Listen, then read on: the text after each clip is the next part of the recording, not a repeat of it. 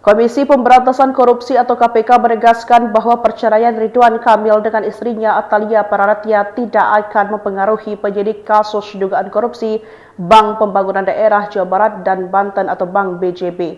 Bahkan KPK membuka peluang untuk memanggil Atalia Pararatya sebagai saksi. Peluang pemeriksaan terhadap Atalia menyusul temuan baru KPK terkait adanya aliran dana non-budgeter senilai 200 miliar rupiah yang diduga mengalir ke suaminya, mantan Gubernur Jawa Barat Ridwan Kamil.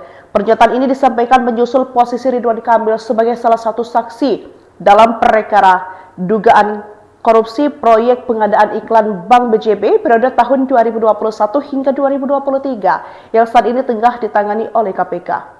Lembaga anti rasuah tersebut tetap berkomitmen menerapkan prinsip follow the money untuk melacak seluruh aliran dana korupsi tanpa memandang status kepemilikan aset pasca perceraian.